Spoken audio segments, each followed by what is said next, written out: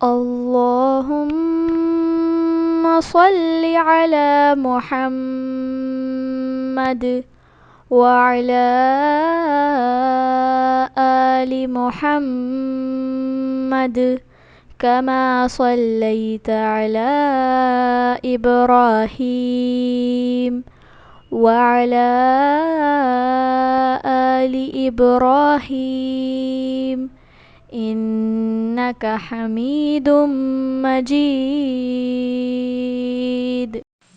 اللهم بارك على محمد وعلى آل محمد كما باركت على إبراهيم وعلى آل إبراهيم إنك حميد مجيد. السلام علیکم ورحمۃ اللہ وبرکاتہ. کیسے ہیں آپ سب؟ الحمدللہ. تو آئیے شروع کرتے ہیں اپنی کلاس. آئیے سنت کی اہمیت پہ ایک نظر ڈالتے ہیں. نحمدہ و نصلی علی رسولہ الکریم. اما بعد فاعوذ باللہ من الشیطان الرجیم. بسم اللہ الرحمن الرحیم. سورہ حجرات آیت نمبر 14 میں اللہ تعالیٰ کہہ رہا ہے، اگر تم لوگ اللہ اور اس کے رسول صلی اللہ علیہ وسلم کی اطاعت کرو گے تو تمہارے اعمال کے اجر و ثواب میں اللہ کوئی کمی نہ کرے گا. اطاعت کرنے والوں کے لیے اللہ تعالیٰ بے شک یقیناً بخشنے والا اور رحم کرنے والا ہے. اس آیت سے کیا پتہ چلتا ہے کہ ہم اپنے دل سے ادنا سا شک بھی نکال دیں کہ سنت پر عمل کر کے فائدہ کیا ہوگا. قرآن ہمارے لیے کافی ہے، تو سنت کی اب ہمیں کیا ضرورت؟ کیونکہ آپ کو معلوم ہے کہ جب ہم قرآن پہ عمل کرنے لگتے ہیں شیطان اتنا ہم کو نہیں ورغلا سکتا، لیکن جب سنت کی بات ہوتی ہے تو ہم یہ سوچتے ہیں کہ پتہ نہیں اس میں کوئی ثواب ہے بھی کہ نہیں، یا زیادہ سے زیادہ کیا ثواب ہوگا سنت پہ عمل کر کے، اور کون سا یہ قرآن کا حکم ہے کہ سنت پر عمل کرو. اس لیے اس کو اگر چھوڑ بھی دو تو کیا ہے. مثلا دائیں ہاتھ سے کھانا سنت ہے، لیکن ہم میں سے بہت سے لوگ اس کو اجر کا باعث نہیں سمجھتے. وہ کہتے ہیں کہ شاید یہ ایک ریچول ہے اور بس ایک رسم ہے مسلمانوں کی. نہیں، جب اللہ کے رسول صلی اللہ علیہ وسلم کے طریقے کے مطابق ہم زندگی بسر کرتے ہیں تو اس طریقے پر عمل کرنے کا اجر بھی ہے. اور کتنا اجر ہے؟ فرمایا لا یلدکم من اعمالکم شیئا، تمہارے اعمال میں یعنی اس کے اجر میں کچھ بھی کمی نہ ہوگی. یعنی اللہ کے رسول صلی اللہ علیہ وسلم کی سنت پر عمل کا بھی ایسا ہی اجر ہے جیسا اللہ کا حکم ماننے کا ہے. اس لیے ہمیں پورا شرع صدر ہونا چاہیے کہ سنت کوئی حقیر چیز نہیں، کہ آپ کا حکم مان کر کوئی ویسٹ آف ٹائم ہم نہیں کر رہے ہیں، بلکہ ہم سب سنت پر عمل کر کے پورے کے پورے فائدے میں ہیں.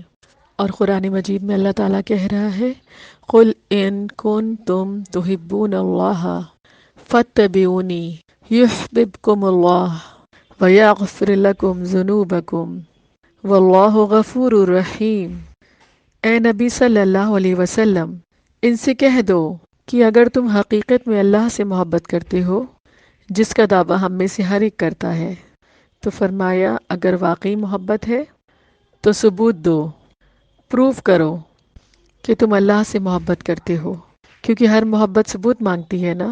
زبان سے دعوے کرنا تو بہت آسان ہے، لیکن ثابت کرنا اپنے دعوے کو یہی اصل کام ہے. ثابت کیسے ہوگی محبت؟ فَاتَّبِعُونِی، نبی صلی اللہ علیہ وسلم کا اتباع کرو، آپ کے پیچھے چل کے دکھاؤ، پتہ چل جائے گا کہ کتنی محبت ہے اللہ تعالیٰ سے. اگر تم آپ صلی اللہ علیہ وسلم کے نقش قدم پر چلو گے تو نتیجہ کیا آئے گا؟ یحببکم اللہ، اللہ تم سے محبت کرے گا. تو جو شخص اللہ سے محبت کا متمنی ہے یا یہ چاہتا ہے کہ اللہ اس سے محبت کرے، ہم میں سے کون ہے جو یہ نہیں چاہتا کہ اللہ تعالیٰ ہم سے محبت کرے؟ تو اس کے لیے ہمیں کیا کرنا ہوگا؟ ہمیں سنت کی پیروی کرنی ہوگی، آپ صلی اللہ علیہ وسلم کے طریقے پر چلنا ہوگا، اور اس کے لیے ہمیں وہ طریقہ جاننا ہوگا، اور اس طریقے سے ہم اللہ تعالیٰ کی محبت کو پا لیں گے انشاءاللہ. اور اس آیت میں اللہ تعالیٰ کیا کہہ رہا ہے؟ جب ہم سنت کی پیروی کریں گے تو اس کے ساتھ ساتھ ایک تو اللہ تعالیٰ کی ہمیں محبت ملے گی، اور اس کے ساتھ ساتھ ہمارا کیا فائدہ ہوگا؟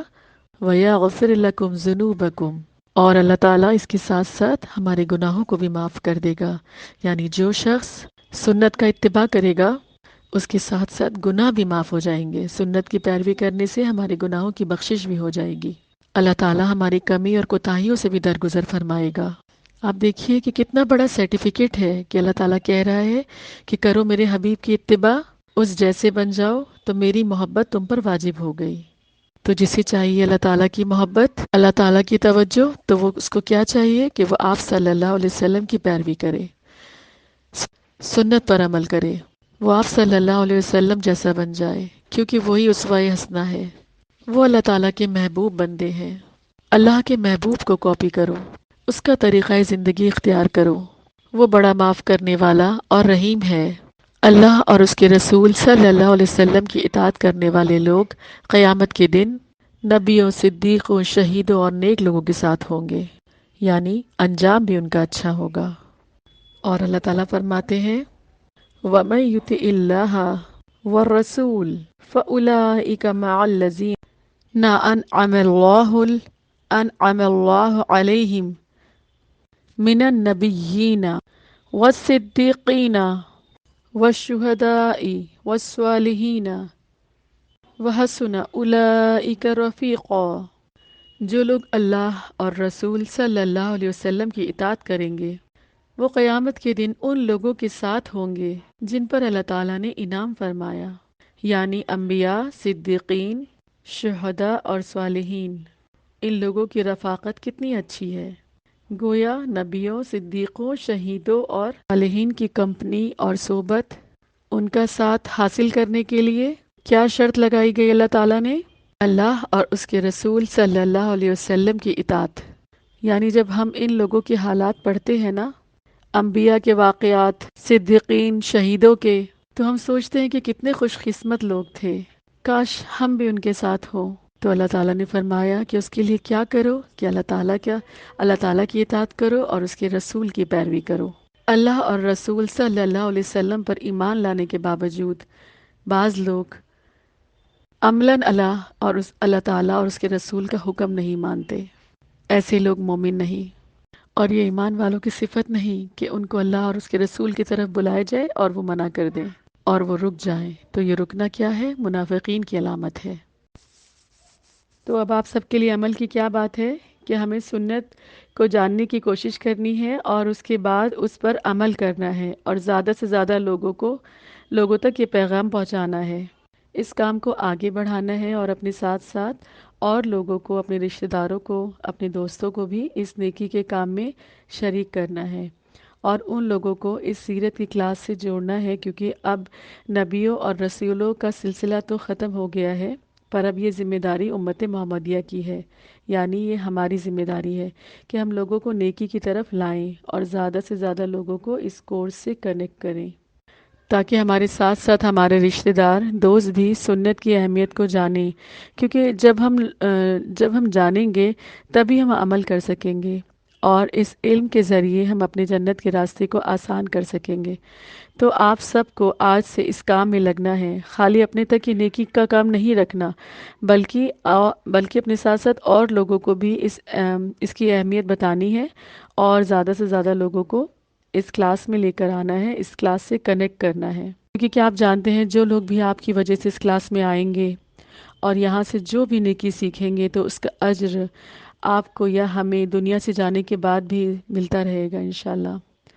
اور آپ کو معلوم ہے کہ ہماری پیاری استاذہ جو کہ اتنا مصروف ہے، اور مصروف ہونے کے باوجود بھی انہوں نے اپنا یہ اتنا قیمتی وقت نکالا ہمارے لیے، تو ہم سب کو اب یہ چاہیے کہ ہم سب بھی اپنا قیمتی وقت اللہ کے راستے میں لگائیں، اس دین کے کام میں لگائیں، اس دین کو آگے بڑھائیں، اور اپنے ذریعے دوسرے لوگوں کو بھی اس کورس سے، اس کلاس سے، نیکی کے کاموں سے کنیکٹ کریں۔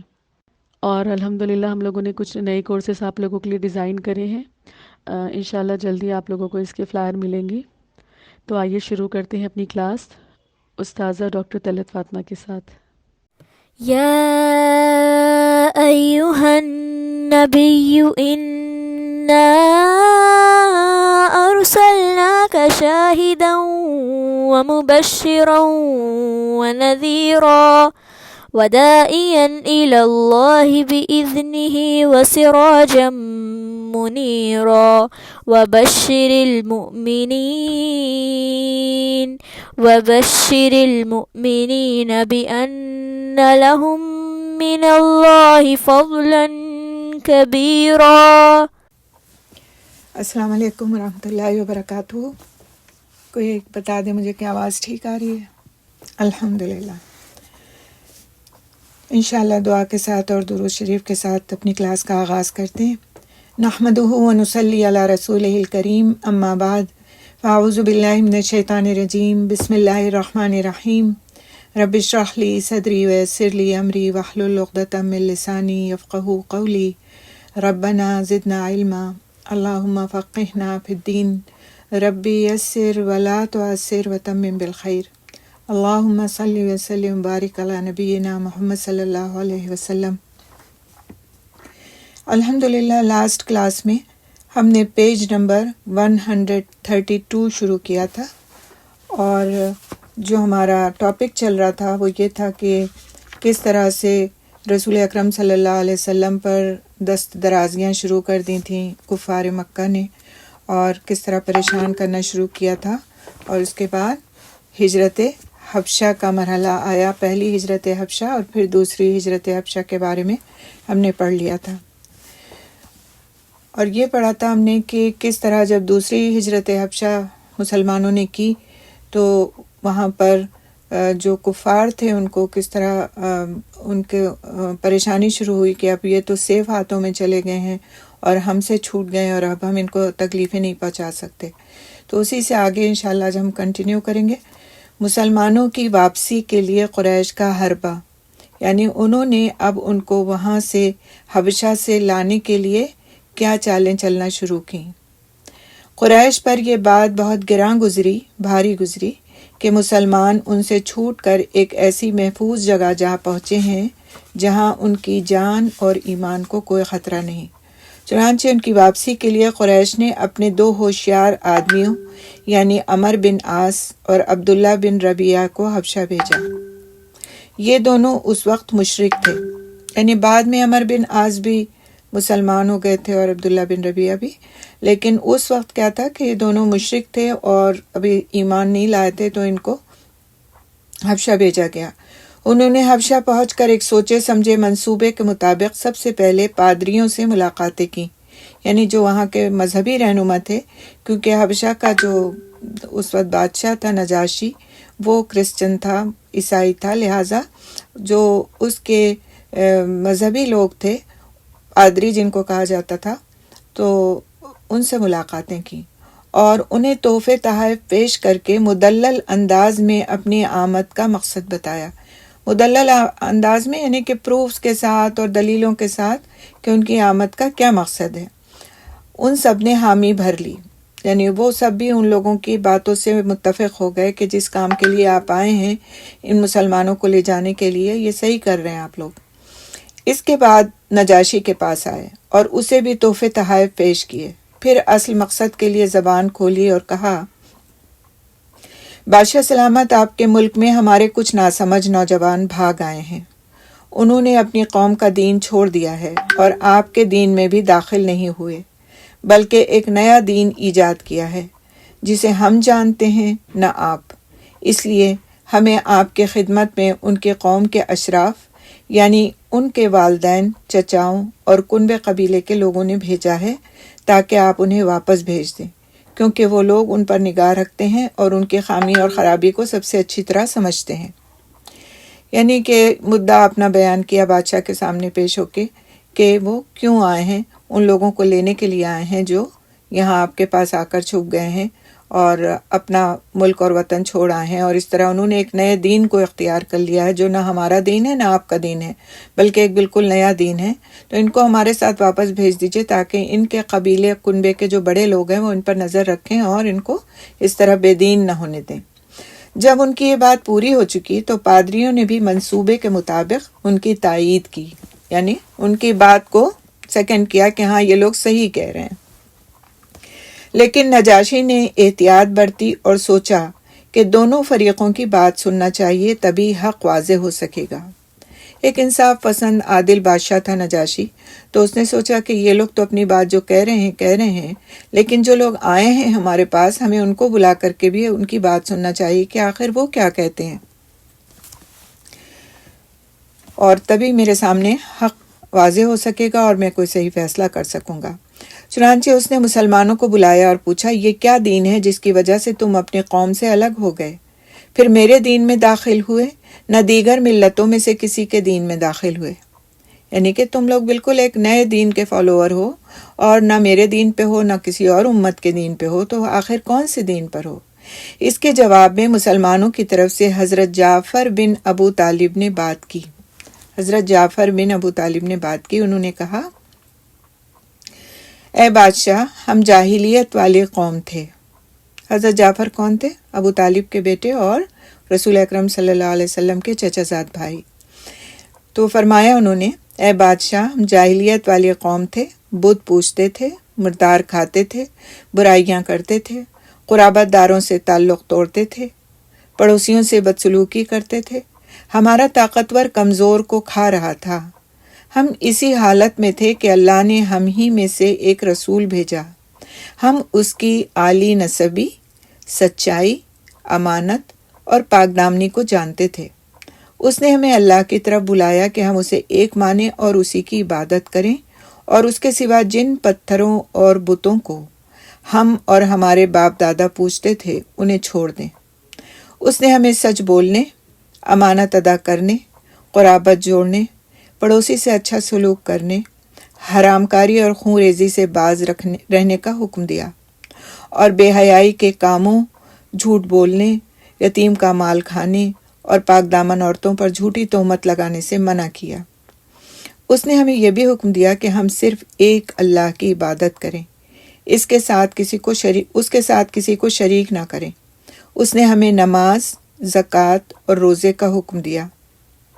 حضرت جعفر رضی اللہ تعالیٰ عنہ نے اسلام کے اور بہت سے احکام بھی گنوائے، پھر کہا کہ ہم نے اس پیغمبر کو سچا مانا، اس پر ایمان لائے، اس کی پیروی کی اور اس کے لائے ہوئے دین میں اس کا اتباع کیا۔ چنانچہ ہم نے صرف ایک اللہ کی عبادت کی، اس کے ساتھ کسی کو شریک نہیں کیا، اور جو چیزیں اس نے حرام بتائیں انہیں حرام مانا، اور جو چیزیں حلال بتائیں انہیں حلال جانا۔ اس پر ہماری قوم ہم سے بگڑ گئی۔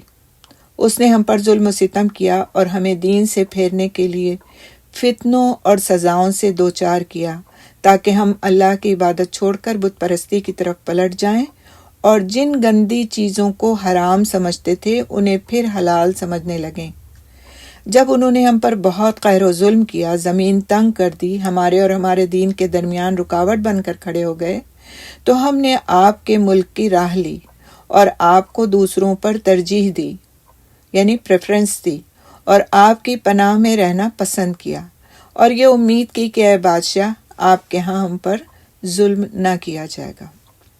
تو یہ ایک بہت جامع تقریر ہے، ایک بہت جامع سی بات ہے جو حضرت جعفر رضی اللہ تعالیٰ عنہ نے نجاشی کے دربار میں اس کے سامنے کھڑے ہو کر کہا، اور ان کے ان الفاظ کو تاریخ نے یاد رکھا اور محفوظ کیا، اور سیرہ کی کتابوں میں ہمیں یہ الفاظ ملتے ہیں۔ نجاشی نے یہ بات سنی تو حضرت جعفر رضی اللہ تعالیٰ عنہ سے کچھ قرآن پڑھنے کی فرمائش کی۔ انہوں نے کاف، ہا یا عین صاد یعنی سورت مریم کی ابتدائی آیات تلاوت کی۔ اس پر نجاشی اس قدر رویا کہ اس کی داڑھی تر ہو گئی، اور تمام پادری بھی اس قدر روئے کہ ان کے صحیفے تر ہو گئے۔ پھر نجاشی نے کہا، یہ کلام اور وہ کلام جو حضرت عیسیٰ علیہ السلام لے کر آئے تھے، دونوں ایک ہی شمع کے اجالے ہیں۔ یعنی وہ حق کو پہچان گیا کہ جو بات اس کلام میں کہی جا رہی ہے وہ بات، اور جو بات حضرت عیسیٰ علیہ السلام جو پیغام لے کر آئے تھے، وہ دونوں ایک ہی ہیں، اس میں کوئی تضاد نہیں ہے، کوئی فرق نہیں ہے۔ لہٰذا یہ ایک حق کا پیغام ہے جس پر یہ لوگ چلنے لگے ہیں، اور جس کی وجہ سے دوسرے لوگ جو اس کے نہیں ماننے والے ہیں وہ ان کے دشمن ہو گئے ہیں۔ اس کے بعد قریش کے دونوں نمائندوں کو مخاطب کر کے کہا، 2 لوگ آئے تھے نا لینے کے لیے ان لوگوں کو، ان دونوں کو مخاطب کر کے کہا تم لوگ چلے جاؤ، واللہ میں ان کو تمہارے حوالے نہیں کر سکتا اور نہ ان کے خلاف کوئی چال چلی جا سکتی ہے۔ دوسرے دن عمر بن عاص نے ایک خطرناک تدبیر اختیار کی، نجاشی سے کہا کہ یہ لوگ حضرت عیسیٰ علیہ السلام کے بارے میں ایک بڑی خطرناک بات کہتے ہیں۔ اس پر نجاشی نے مسلمانوں کو پھر بلوایا اور حضرت عیسیٰ علیہ السلام کے بارے میں سوال کیا۔ حضرت جعفر رضی اللہ تعالیٰ عنہ نے فرمایا، ہم ان کے بارے میں وہی بات کہتے ہیں جو نبی صلی اللہ علیہ وسلم لے کر آئے ہیں، یعنی وہ اللہ کے بندے ہیں، اس کے رسول، اس کی روح اور اس کا وہ کلمہ ہے جسے اللہ نے کنواری پاک دامن مریم علیہ السلام کی طرف القاء کیا تھا یعنی ڈالا تھا۔ اس پر نجاشی نے زمین سے ایک تنکا اٹھایا اور کہا، اللہ کے قسم جو کچھ تم نے کہا ہے اس سے عیسیٰ علیہ السلام اس تنکے کے برابر بھی بڑھ کر نہیں تھے۔ جاؤ تم لوگ میرے قلمرو میں یعنی ریاست میں امن و امان سے رہو، جو تمہیں گالی دے گا اس پر تاوان لگایا جائے گا، یعنی اس سے جرمانہ وصول کیا جائے گا، جو تمہیں گالی دے گا اس پر تاوان لگایا جائے گا، جو تمہیں گالی دے گا اس پر تاوان لگایا جائے گا۔ مجھے سونے کا پہاڑ بھی ملے تب بھی گوارا نہیں کہ تم میں سے کسی کو ستاؤں۔ یعنی اب بالکل ہی الٹ ہو گیا، اس کو پہلے تو ان کے دین کے بارے میں پتہ نہیں تھا، اب جب بات کھلی اور ساری بات سامنے آئی تو اس نے سمجھ لیا کہ یہ لوگ جو لینے آئے ہیں یہ جھوٹ پر ہیں، اور جن لوگوں نے ہمارے یہاں پناہ لی ہے وہ لوگ سچ پر ہیں۔ تو پھر اس نے ان کو بالکل ہی ان کی بات کو رد کیا اور کہا کہ یہ لوگ تو نہیں جا سکتے، حتیٰ یہ کہ اگر انہیں کوئی برا بھلا کہے گا تو اس سے یہاں پر ہم جرمانہ وصول کریں گے، کوئی ان کو کچھ نہیں کہہ سکتا اور یہ سکون سے رہ سکتے ہیں یہاں۔ اس کے بعد قریش کے نمائندوں کو ان کے تحفے تحائف واپس کر دیے جانے کا اس نے حکم دیا۔ چنانچہ یہ دونوں صاحبان منہ لٹکائے مکہ لوٹے اور بتایا کہ مسلمانوں نے اچھے دیار میں اچھے ہمسائے کے ساتھ قیام کیا ہے۔ پیج نمبر کوئی آپ میں سے پوچھ رہا ہے، 134 ہے پیج نمبر میری کتاب میں۔ مشرکین کو حیرت، اور جو لیسن ہم پڑھ رہے ہیں یہ ہے رسول اکرم صلی اللہ علیہ وسلم پر دست درازیاں، اور اس میں سے اب ہم شروع کریں گے جس کی سب ہیڈنگ ہے مشرکین کی حیرت۔ اس ناکامی پر مشرکین نے بہت پیچ و تاب کھایا اور چاہا کہ باقی مسلمانوں پر ٹوٹ پڑیں، یعنی اب ظاہر ہے وہ تو سوچ رہے تھے کہ وہاں سے حبشہ سے سارے بھگا دیے جائیں گے، پھر سے آ جائیں گے یہاں، اور جب آئیں گے تو پھر ہم ان پر ظلم و ستم کریں گے، لیکن بات بالکل الٹ ہو گئی۔ اب جب بات الٹ ہو گئی تو بہت غصے میں آ گئے، اور جو باقی کے مسلمان وہاں بچے ہوئے تھے ان پر انہوں نے ظلم و ستم کرنا شروع کیے۔ بالخصوص وہ یہ دیکھ رہے تھے کہ نبی صلی اللہ علیہ وسلم تبلیغ دین کا کام مسلسل کیے جا رہے ہیں، لیکن وہ یہ دیکھ کر الجھن میں پڑ جاتے تھے کہ سخت سے سخت دھمکی کے باوجود ابو طالب آپ کی مدد پر کمر بستہ ہیں اور ان سے ٹکرانا آسان نہیں ہے۔ یعنی چچا کو دیکھ رہے تھے، حالانکہ چچا ایمان نہیں لائے تھے، مسلمان نہیں ہوئے تھے، اس کے باوجود آپ صلی اللہ علیہ وسلم کی پوری معاونت کرتے تھے، مدد کرتے تھے، تو ان کو یہ تھا کہ ان سے ٹکرانا آسان نہیں ہے۔ اس لیے ان کی سمجھ میں نہیں آتا تھا کہ کیا کریں۔ کبھی خونخواری کا جذبہ غالب آتا تو نبی صلی اللہ علیہ وسلم اور بچے کھچے مسلمانوں کو سزائیں دینے لگتے، کبھی بحث و مناظرے کا دروازہ کھول دیتے، کبھی دنیا کی پرکشش چیزوں کی پیشکش کرتے، کبھی کچھ لو اور کچھ دو کے اصول پر سودے بازی کرتے، اور کبھی سوچتے کہ نبی صلی اللہ علیہ وسلم کا صفایا کر کے اسلام کا چراغ گل کر دیں، مگر ان میں سے کوئی بات نہ بن سکی اور کسی طرح مراد پوری نہیں ہو سکی، بلکہ ان ساری کوششوں کا نتیجہ ناکامی اور نامرادی کی شکل میں ظاہر ہوا۔ تو اب آگے ہم دیکھتے ہیں کہ کس طرح ہجرت حبشہ ہوئی، ہجرت حبشہ کے نتیجے میں کفار نے کیا طریقہ اختیار کیا، اور اللہ سبحانہ تعالیٰ نے نجاشی کے ذریعے سے کس طرح مسلمانوں کی حفاظت فرمائی۔ تعذیب اور قتل کی کوشش۔ تعذیب کا مطلب کیا ہے؟ عذاب دینا، اذیت دینا، اور قتل کی کوشش۔ یہ فطری بات تھی کہ ناکامی کی صورت میں مشرکین کا جذبہ خونخواری مزید بھڑک اٹھتا، یعنی جو خونخواری کا لفظ ہے اس سے کیا بات سمجھ میں آتی ہے کہ ان کا ظلم کرنے کا جو جذبہ تھا وہ اور بھڑک اٹھتا تھا۔ چنانچہ اب صرف یہی نہیں کہ انہوں نے بچے کچے مسلمانوں پر ظلم و جور کے پہاڑ توڑنے شروع کر دیے، بلکہ رسول اکرم صلی اللہ علیہ وسلم پر بھی مزید سنگین دست درازیاں کیں۔ یعنی اس سے پہلے بھی آپ صلی اللہ علیہ وسلم کو کس طرح ستایا تھا کہ لا کر کے جو اونٹ ہے اس ذبح کیے ہوئے اونٹ کی اوجڑی کو لا کر کے آپ صلی اللہ علیہ وسلم کے پیٹھ پر رکھ دیا تھا، اور اسی طرح کی دوسری چیزیں۔ لیکن اب کیا ہے کہ مزید اس میں انہوں نے شدت اختیار کر لی۔ چنانچہ ایک بار عتیبہ بن ابو لہب نبی صلی اللہ علیہ وسلم کے پاس آ کر کہنے لگا کہ وہ ثم دنا فتدلى فکان قاب قوسین او ادنی، یعنی جس کا ترجمہ ہے قرآن کی جو آیت ہے یہ کہ پھر وہ جبرائیل علیہ السلام نزدیک ہوا اور اتر آیا، پس 2 کمانوں کے بقدر فاصلہ رہ گیا، بلکہ اس سے بھی کم، والے کے ساتھ کفر کرتا ہے۔ یعنی اس نے آیت پڑھی اور آیت میں حضرت جبرائیل علیہ السلام کا جو تذکرہ ہے اس کے لیے اس نے کہا کہ وہ اس سے کفر کرتا ہے۔ آیت معلوم تھی، یہ بھی معلوم تھا کہ تذکرہ کس کا ہے، اس کو پڑھنے کے بعد اس نے کہا کہ وہ اس کے ساتھ کفر کرتا ہے، اور اس کے بعد آپ کی ایذا رسانی کے درپے ہو گیا، یعنی آپ صلی اللہ علیہ وسلم کو تکلیف پہنچانے لگا۔ آپ صلی اللہ علیہ وسلم کا کرتا پھاڑ دیا اور آپ صلی اللہ علیہ وسلم کے چہرے مبارک پر تھوک دیا، لیکن تھوک خود اسی پر پلٹ آیا۔ آپ صلی اللہ علیہ وسلم نے فرمایا اللہم ارسل علیہ کلبا من کلابک، یا اللہ تو اس پر اپنے کتوں میں سے کوئی کتا چھوڑ دے۔ یعنی کہ آپ دیکھیں کہ اس نے آپ صلی اللہ علیہ وسلم ہی کی صرف بے عزتی نہیں کی، بلکہ اس دین کی بے عزتی کی۔ قرآن پڑھا اور قرآن کی آیت پڑھی، اور قرآن کی آیت پڑھنے کے بعد اس نے اس سے کفر کی بات کہی۔ اس کے بعد وہ ایک قافلے کے ساتھ ملک شام گیا، یعنی یہی شخص جو عتیبہ تھا، عتیبہ بن ابو لہب۔ یہ عتیبہ بن ابو لہب کون ہوا؟ آپ صلی اللہ علیہ وسلم کا چچا زاد۔ تو آپ صلی اللہ علیہ وسلم کے چچا زاد جعفر رضی اللہ تعالیٰ عنہ بھی تھے، جعفر بن ابو طالب جو ابو طالب کے بیٹے تھے، اور ابو لہب کا جو بیٹا تھا عتیبہ یہ کافر تھا، اور ابو لہب بھی آپ صلی اللہ علیہ وسلم کے چچا تھے۔ تو آپ صلی اللہ علیہ وسلم کے 4 چچاؤں میں سے 2 چچاؤں نے، یعنی حضرت عباس رضی اللہ تعالیٰ عنہ نے اور حضرت حمزہ رضی اللہ تعالیٰ عنہ نے ایمان لے آئے تھے، وہ اسلام قبول کر لیا تھا، اور ابو لہب نے اور ابو طالب نے اسلام قبول نہیں کیا تھا۔ اور ابو لہب کا تو پھر آپ دیکھتے ہیں تبت یدا میں بھی اس کا ذکر ہے، سورہ مسد میں اس کا تذکرہ اور اس کی بیوی کا تذکرہ ہے۔ تو یہ اس کے بیٹے نے اس طرح سے کیا۔ اب اس کے بیٹے کا ہی آگے تذکرہ آتا ہے کہ اس کے بعد وہ ایک قافلے کے ساتھ ملک شام گیا، عتیبہ یعنی۔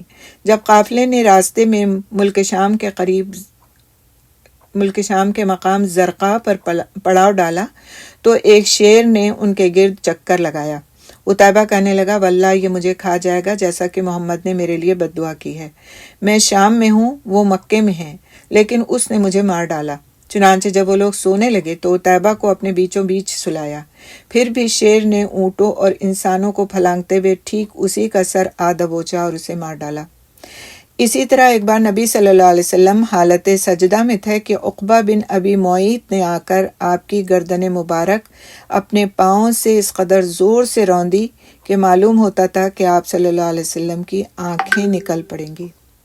واقعات کی رفتار سے معلوم ہوتا ہے کہ مشرکین نے اسلامی دعوت روکنے کی مختلف کوششوں میں ناکامیوں کے بعد سنجیدگی کے ساتھ یہ بھی سوچنا شروع کر دیا تھا کہ نبی صلی اللہ علیہ وسلم کو قتل کر دیں، خواہ اس کے نتیجے میں زبردست خون ریزی کی نوبت ہی کیوں نہ آ جائے۔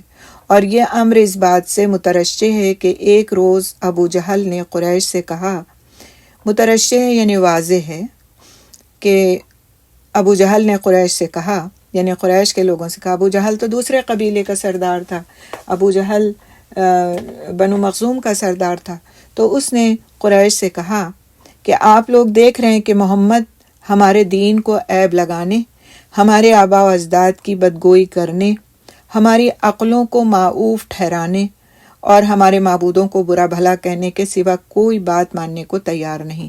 اس لیے میں عہد کرتا ہوں کہ ایک بھاری بھرکم اور بمشکل اٹھنے والا پتھر لے کر اس کی طاق میں بیٹھوں گا، اور جب وہ نماز پڑھتے ہوئے سجدے میں جائے گا تو اس کا سر کچل دوں گا۔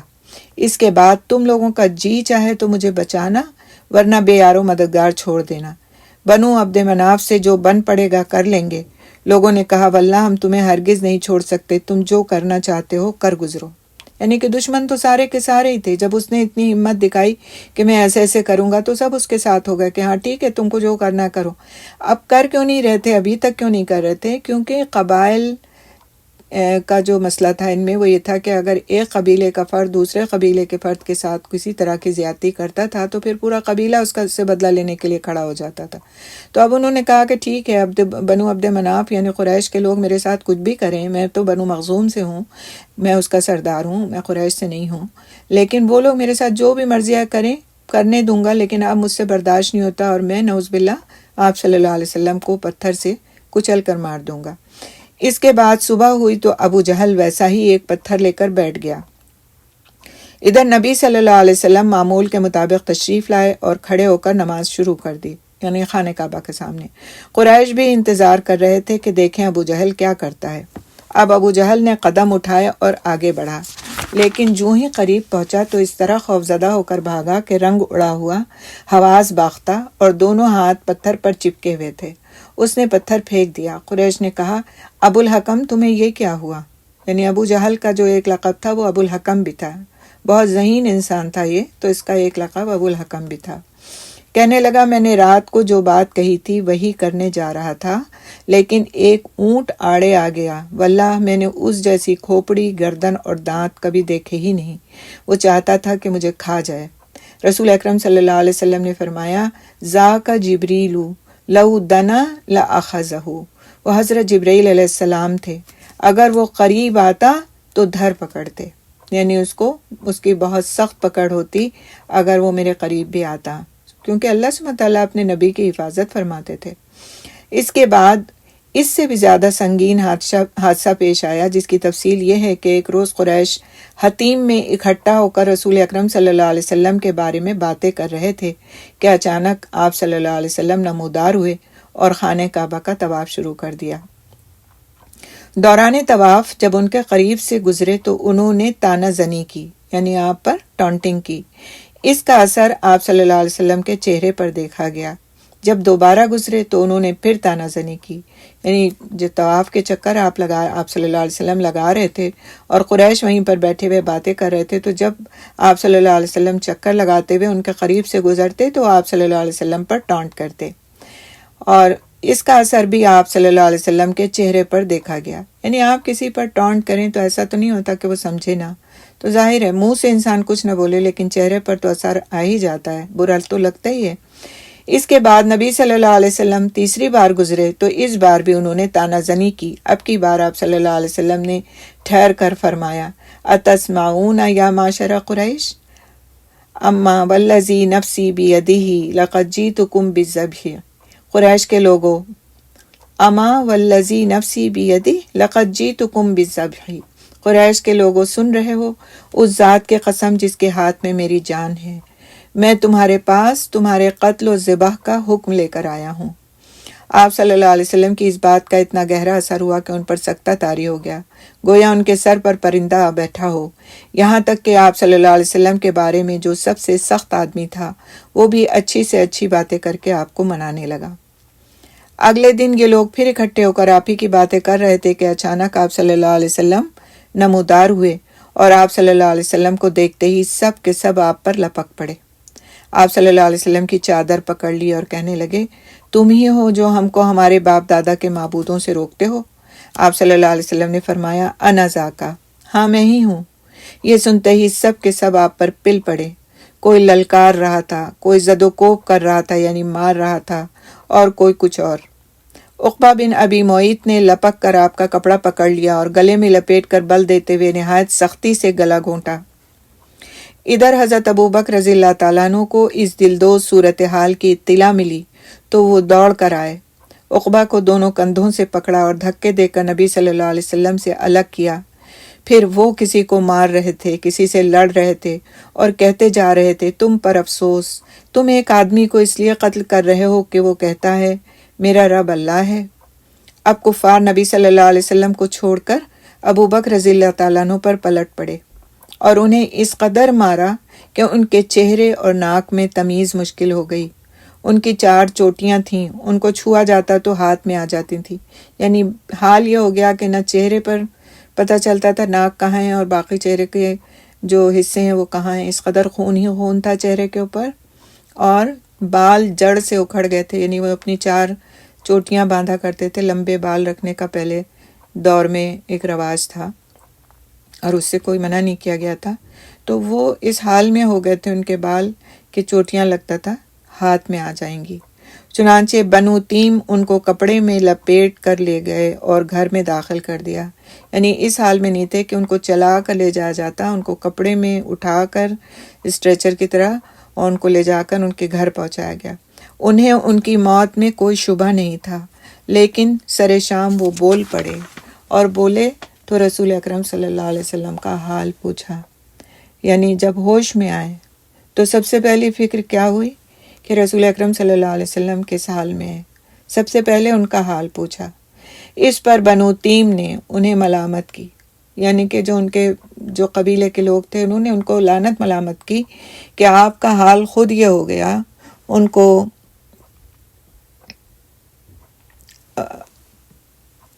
کوئی لکھ رہا ہے کہ اسے آواز نہیں آ رہی ہے۔ آپ لوگوں میں سے سب کو آواز آ رہی ہے کیا؟ کسی کو آواز نہیں آ رہی ہے؟ پلیز آپ لوگ مجھے بتائیں، آواز آ رہی ہے؟ تو جس کو نہیں آ رہی وہ آپ ایک بار دوبارہ سے ری لاگ کر لیجئے، دوبارہ انٹر ہو جائیے، ایک بار لیو کریے میٹنگ اور دوبارہ انٹر ہو جائیے، تو انشاءاللہ تعالیٰ آپ کو آواز آئے گی۔ ہو سکتا ہے آپ کی طرف کوئی انٹرنیٹ کی پرابلم ہو۔ اللہم صلی اللہ علیہ وسلم۔ رسول اکرم صلی اللہ علیہ وسلم کا حضرت ابوبکر رضی اللہ تعالیٰ عنہ نے جب حال پوچھا تو ان کے قبیلے کے جو بنو تیم کے جو لوگ تھے وہ ناراض ہو گئے اور انہیں ملامت کی اور وہاں سے چلے گئے کہ اپنا حال دیکھتے نہیں ہیں اور جس شخص کے خاطر اتنی مار کھائی ہے اسی کے بارے میں پوچھ رہے ہیں۔ اس کے بعد انہیں کھانا پیش کیا گیا، یعنی حضرت ابوبکر رضی اللہ تعالیٰ عنہ کو ان کے گھر والوں نے کھانا پیش کیا، لیکن انہوں نے اس وقت تک کھانے پینے سے انکار کر دیا جب تک رسول اللہ صلی اللہ علیہ وسلم کو دیکھ نہ لیں۔ چنانچہ جب رات کا سناٹا چھا گیا اور لوگ آرام کرنے لگے تو انہیں دار ارقم میں رسول صلی اللہ علیہ وسلم کے پاس پہنچایا گیا۔ انہوں نے جب آپ صلی اللہ علیہ وسلم کو بخیر پایا تو کھانا پینا گوارا کیا۔ تو یہ تھی محبت کہ اپنا حال کچھ بھی ہو جائے لیکن جس سے محبت ہے پھر اس کو دیکھے بغیر انسان کے حلق سے نوالا نہ اترے۔ یوں جب ابوبکر رضی اللہ تعالیٰ عنہ پر سختی بہت بڑھ گئی اور زندگی کی راہیں دشوار ہو گئیں تو وہ ہجرت حبشہ کے ارادے سے نکل پڑے۔ یعنی انہوں نے سوچا کہ اب میں بھی حبشہ چلا جاتا ہوں، میرے اوپر اتنی زیادہ سختی ہونے لگی ہے۔ اب وہ کہاں پہنچے؟ برق غماد، ایک جگہ کا نام ہے۔ برق غماد پہنچے تو قارہ اور احابیش کے سردار مالک بن دغنہ سے ملاقات ہو گئی۔ قارہ اور احابیش دونوں قبیلے ہیں، ان کے قبیلوں کے سردار سے جن کا نام تھا مالک بن دغنہ، ان سے ملاقات ہوئی۔ اس نے ارادہ دریافت کیا۔ ابوبکر رضی اللہ تعالیٰ عنہ نے بتایا کہ وہ حبشہ جا رہے ہیں تو وہ کہنے لگا کہ آپ جیسا آدمی نکالا نہیں جا سکتا، آپ خالی ہاتھ والوں کا بندوبست کرتے ہیں، صلہ رحمی کرتے ہیں، بے سہاروں کا بوجھ اٹھاتے ہیں، مہمان نوازی کرتے ہیں اور حق کے سلسلے میں پیش آنے والے مصائب کے ازالے میں مدد کرتے ہیں۔ یعنی جو حق کے سلسلے میں مصیبتیں پیش آتی ہیں ان کو دور کرنے میں مدد کرتے ہیں۔ لہٰذا میں آپ کا ضامن ہوں، میں آپ کی ضمانت لیتا ہوں، آپ واپس چلیں اور اپنے شہر میں اپنے رب کی عبادت کریں۔ اس کے بعد دونوں واپس آئے اور ابن دغنہ نے قریش میں اعلان کیا کہ اس نے ابوبکر رضی اللہ تعالیٰ عنہ کو پناہ دی ہے۔ قریش نے اس کی پناہ دہی کا انکار نہیں کیا، البتہ یہ کہا کہ ابوبکر رضی اللہ تعالیٰ عنہ سے کہو کہ وہ کھلم کھلا نہیں بلکہ اپنے گھر میں اپنے رب کی عبادت کریں، کیونکہ ہمیں اندیشہ ہے کہ مبادا ہماری عورتیں، بچے اور کمزور لوگ فتنے میں پڑ جائیں۔ چنانچہ حضرت ابوبکر رضی اللہ تعالیٰ عنہ کچھ عرصے اس بات پر برقرار رہے، پھر انہوں نے اپنے گھر کے صحن میں مسجد بنا لی اور کھلے عام نماز پڑھنے اور قرات کرنے لگے۔ اس پر ابن دغنہ نے اپنی پناہ یاد دلائی۔ حضرت ابوبکر رضی اللہ تعالیٰ عنہ نے اس کی پناہ واپس کر دی اور فرمایا میں اللہ کی پناہ میں راضی ہوں۔ یعنی یہ شخص تھے ابن مالک بن ابو دغنہ، تو انہوں نے کیا کیا کہ ان کو ضمانت لی کہ یہ میری پناہ میں رہیں گے اور کوئی ان کو نقصان نہیں پہنچائے گا. تو قریش نے وہ منظور تو کر لیا اس بات کو، لیکن پھر اس بات کی شرط رکھ دی کہ پھر یہ باہر کہیں اور کھڑے ہو کر کے عبادت نہیں کریں گے بلکہ اپنے گھر میں ہی عبادت کریں گے. تو حضرت ابوبکر رضی اللہ تعالیٰ عنہ کچھ عرصے اس پر قائم رہے کہ ٹھیک ہے، لیکن پھر انہوں نے اپنے گھر کے صحن میں نماز پڑھنا شروع کی، اپنے ہی گھر میں لیکن صحن میں نماز پڑھنا شروع کی. تو حضرت ابوبکر رضی اللہ تعالیٰ عنہ بہت خوبصورت قرآن پڑھا کرتے تھے. ابوبکر رضی اللہ تعالیٰ عنہ بہت رونے والے آدمی تھے، یعنی رقیق القلب تھے، بہت نرم دل تھے، دل بھر آتا تھا جلدی ان کا. قرآن پڑھتے تو آنکھوں پر قابو نہیں رہتا. ان کی قرأت سن کر مشرکین کی عورتیں اور بچے ٹوٹ پڑتے، وہ تعجب کرتے اور حیرت سے دیکھتے. مشرکین اس وجہ سے بھی حضرت ابوبکر رضی اللہ تعالیٰ عنہ کو ایذائیں پہنچاتے تھے، تکلیف پہنچاتے تھے.